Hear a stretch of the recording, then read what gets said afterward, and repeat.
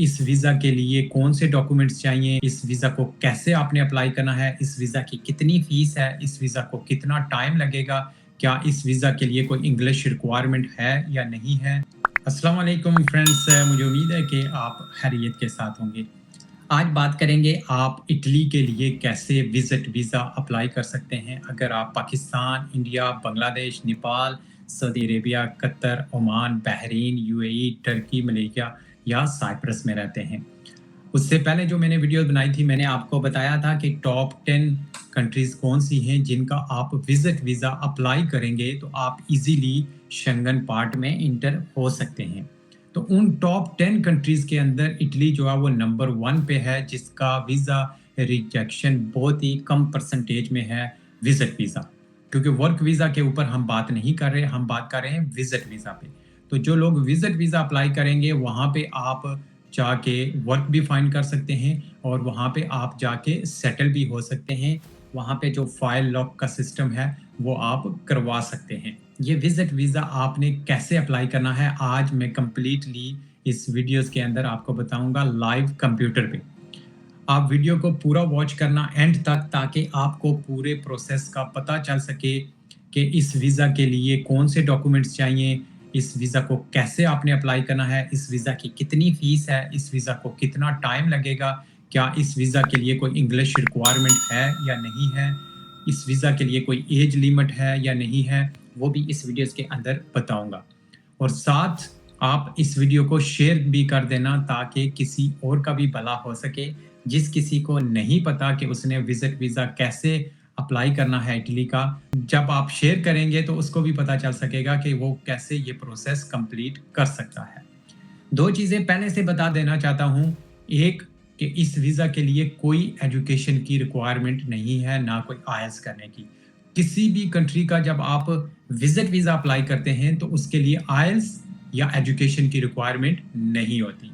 ये सबसे पहली चीज़। सेकंड, जब आप किसी भी कंट्री का विज़िट वीज़ा अप्लाई करते हैं तो उसके लिए ऐज की रिक्वायरमेंट भी नहीं होती। तो बहुत ज़्यादा लोगों के माइंड में ये चीज़ होती है कि हम विज़िट वीज़ा अप्लाई करेंगे तो क्या कोई एज लिमिट है, तो इसके लिए कोई एज लिमिट नहीं होती और ना ही इसके लिए कोई आईएलटीएस और एजुकेशन की रिक्वायरमेंट होती है, क्योंकि आप उस कंट्री में एज ए विजिट के लिए जा रहे हैं या टूरिज्म के लिए जा रहे हैं, क्योंकि उस कंट्री को आपने एक्सप्लोर करना है। तो एक्सप्लोर करने के लिए आपके पास एक ट्रैवल हिस्ट्री होनी चाहिए और एक ट्रैवल प्लान होना चाहिए। देखिए, ये दो चीज़ें डिफरेंट है, एक ट्रैवल हिस्ट्री और ट्रैवल प्लान। ट्रैवल हिस्ट्री ये है कि आप इससे पहले अगर किसी और कंट्री में विजिट कर चुके हैं, जैसे अगर पाकिस्तान, इंडिया, बांग्लादेश, नेपाल में हैं, तो आप सिंगापुर, मलेशिया, यूएई या फिर टर्की, अज़रबैजान, सऊदी अरेबिया, इन कंट्रियों के विजिट वीज़ा अप्लाई कर सकते हैं ईज़िली।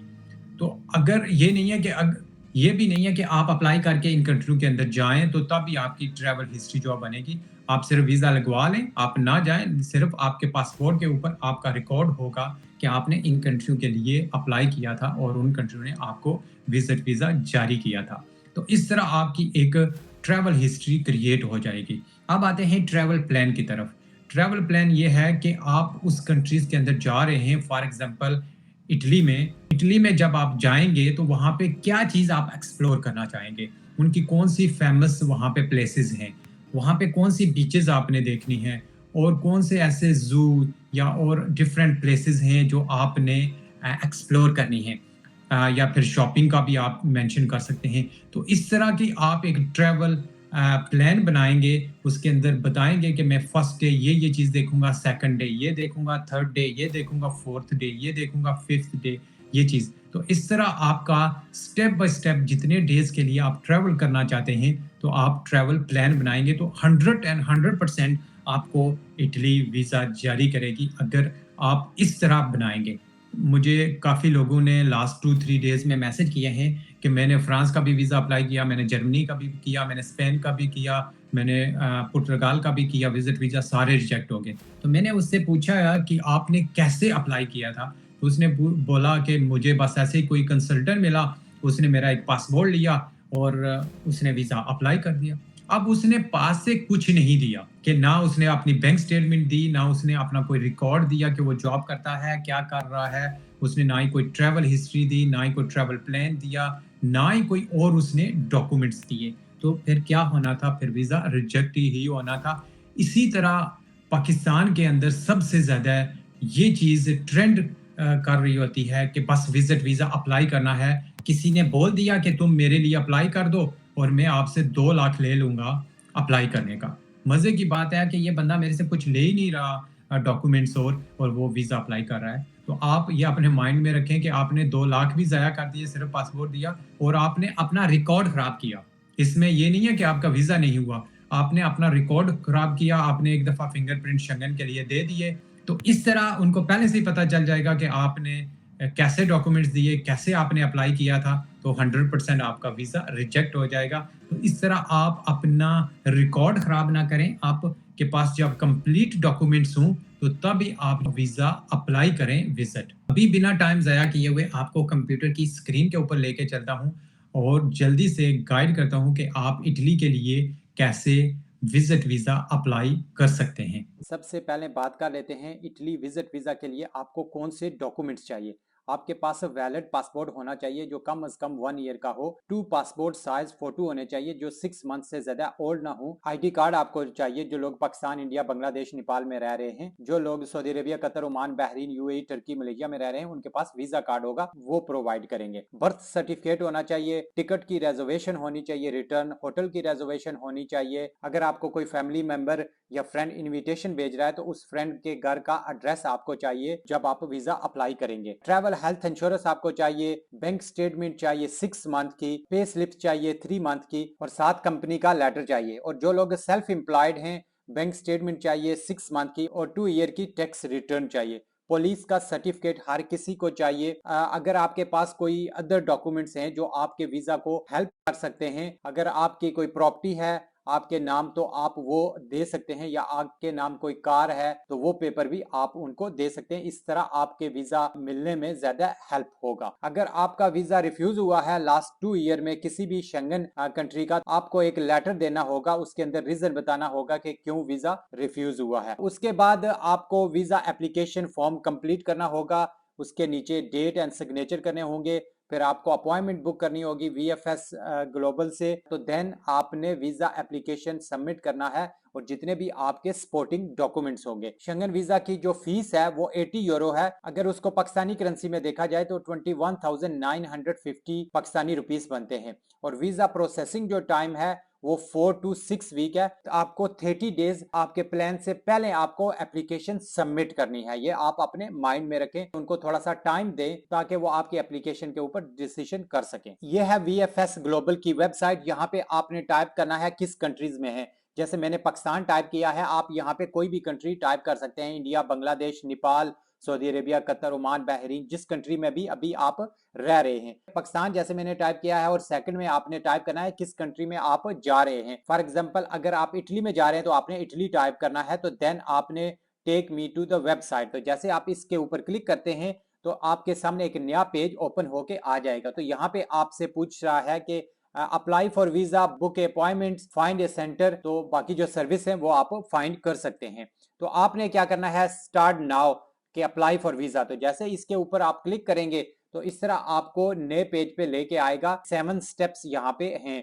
कौन कौन से स्टेप्स हैं कि आइडेंटिटी कौन सी होनी चाहिए वो आपको बताता है, योर एप्लीकेशन कैसे होगी, अपॉइंटमेंट कैसे आपने बुक करनी है, पे कैसे आपने फीस करनी है, आपको विजिट करना होगा सेंटर में जहाँ पे आपने अपॉइंटमेंट ली होगी, आपने वहां पे अपना पासपोर्ट देना है और उसके बाद आप अपनी एप्लीकेशन को ट्रैक कर सकते हैं और कलेक्ट योर पासपोर्ट के व्यू मोर पे क्लिक करके तो आप ये इंफॉर्मेशन देख सकते हैं। तो जब आप ये चीजें पढ़ लें और उसके बाद है अप्लाई नाउ, तो जैसे इसके ऊपर क्लिक करेंगे तो इस तरह आपके सामने इटली की ऑफिशियल इमिग्रेशन की वेबसाइट ओपन हो जाती है। तो यहाँ पे आपने टूरिज्म क्लिक करना है। तो जैसे आप टूरिज्म क्लिक करेंगे तो यहाँ पे आपको ऑप्शन बता रहा है कि overview, visa fees, documents requirement, photo के फोटो जो है वो किस तरह का फोटो आपको चाहिए। जो मैंने ऑलरेडी आपको बताया कि 2 पासपोर्ट साइज फोटो होने चाहिए। जो नॉर्मल पासपोर्ट साइज फोटो होते हैं वो आप किसी भी फोटोशॉप पे जाके तो उनको बोल सकते हैं मुझे पासपोर्ट साइज फोटो चाहिए जिसका बैकग्राउंड जो है वो व्हाइट होना चाहिए। इसके ऊपर आप क्लिक करके तो वो आपको पूरा बताएगा।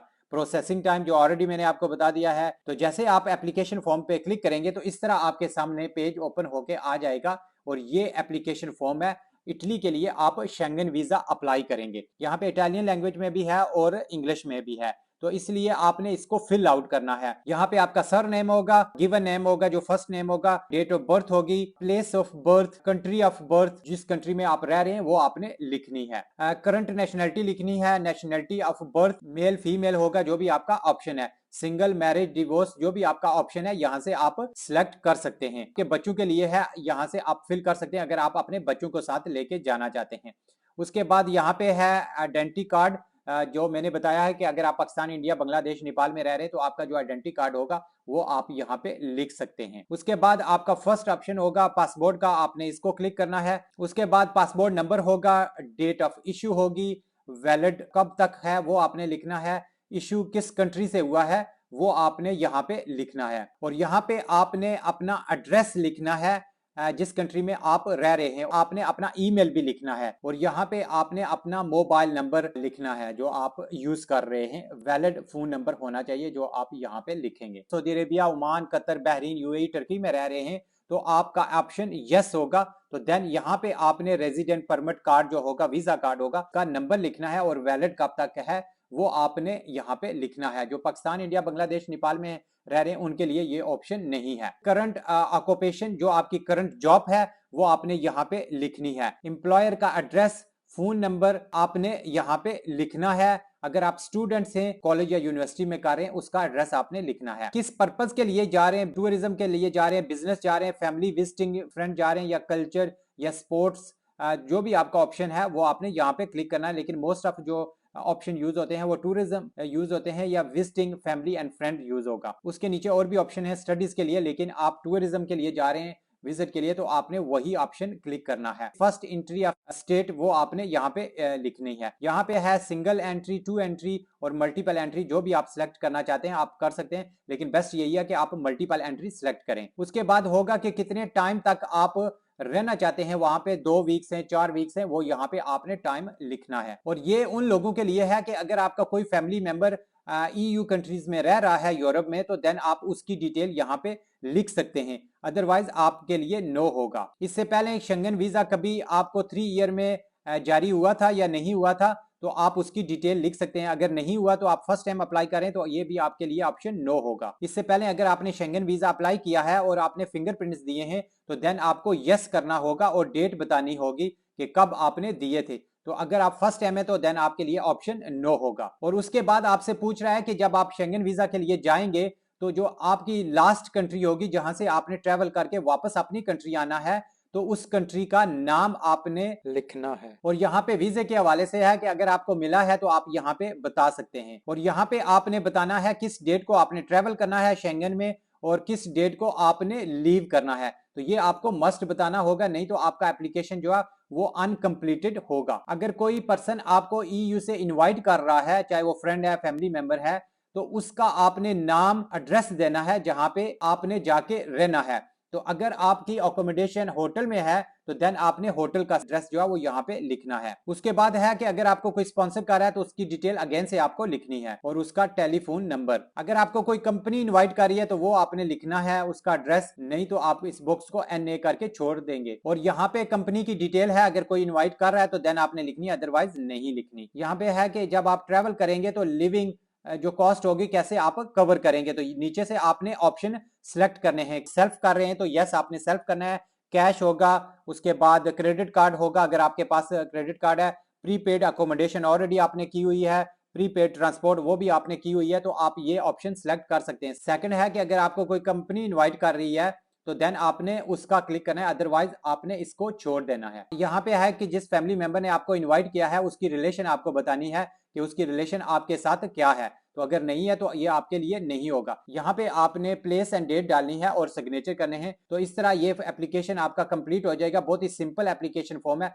अगर फिर भी आपको समझ नहीं आ रही तो आप इस वीडियो के नीचे कमेंट्स कर सकते हैं, मैं जरूर आपको रिप्लाई करने की कोशिश करूंगा।